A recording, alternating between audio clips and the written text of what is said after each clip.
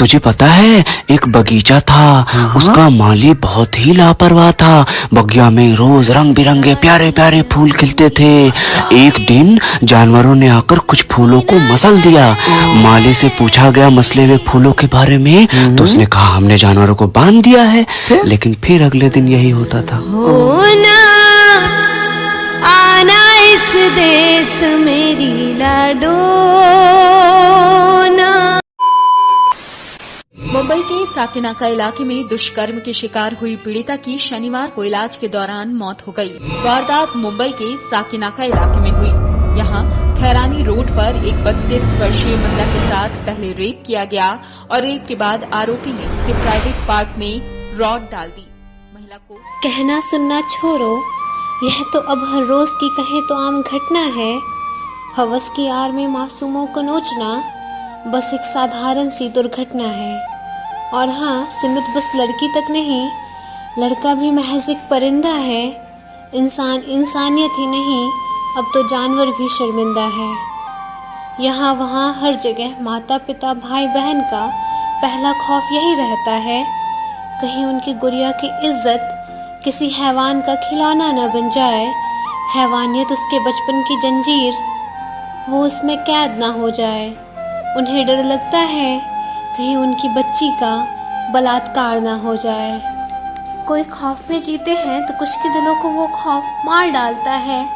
कोई ताज़िंदगी पिंजरे में कैद तो किसी को खौफ भरी फ्रीडम में रूल रेगुलेशन से घेर दिया जाता है। उनकी आबरू बेड़ियाँ बन जाती हैं। शायद मन ही मन वो लड़की है इसलिए कोसी जाती है। बात इतनी तक नहीं, पावर का गलत प्रयोग सबको बाखूबी आता है। फॉल्स एलिगेशंस लगाकर किसी निर्दोष को मार दिया जाता है। सही गलत की परख में हमेशा सही ही क्यों हार जाता है। किसी को इंसाफ नहीं मिलता तो किसी को खैरात में नाइंसाफ़ी दे दी जाती है। दरिंदगी, दहशत और झूठ का पलड़ा भारी, मासूमियत, उम्मीद और सच बेरहमी से दफना दी जाती है।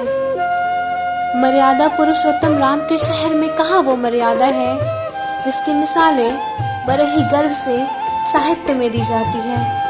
अब एतबार करे तो किस पर, यहाँ तो हर एक दिल काला है। सुनने में आया है बाप ने अपनी ही बेटी का जिस्म नोच फेंक डाला है।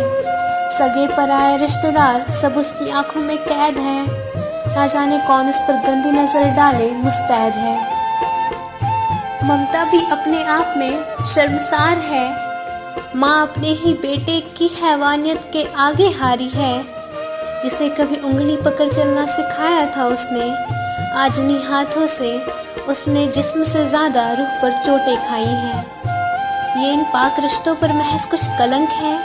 वो पिता बेटा भाई दोस्त आशिक अनजान नहीं, वो हर सूरत हर सीरत में हैवान है जिसका ज़मीर सिर्फ हैवानियत और बलात्कार है।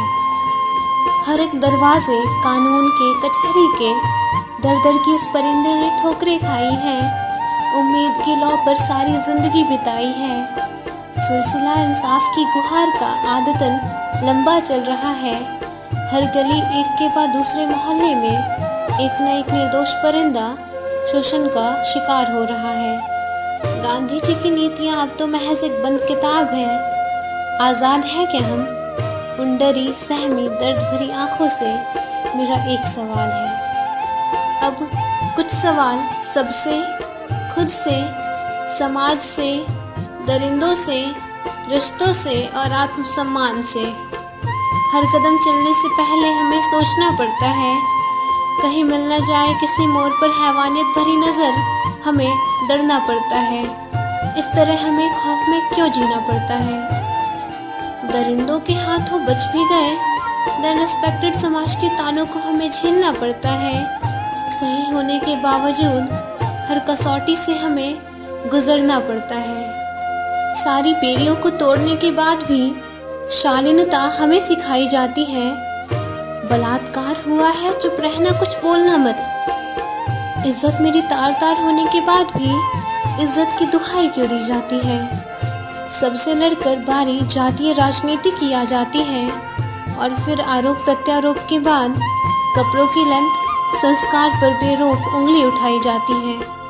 अबे सुनो, सिर्फ लड़कियों का ही नहीं, लड़कों का भी बलात्कार होता है। अब बताओ, लड़कों के रेप का जिम्मेदार कौन है? छोटे कपड़े या उसके संस्कार, या तुम्हें उसकी मर्दानगी पर लानत है? आपको खुली छूट मिली है इंसानियत के अस्तित्व को मिटाने की। बेफिक्र, बेखौफ, बेईमान रहिए। फॉल्स एलिगेशंस लगाने वालों, अपराध और असलियत जल्द ही आपके दरवाजे पर दस्तक दे जाएगी। Now it seems like humanity is in danger. If this situation continues, then the future will be very pathetic. We as a youth have to stop this. ओरी चिरैया मेरी चिरैया, अंगना में फिर आ जा रे।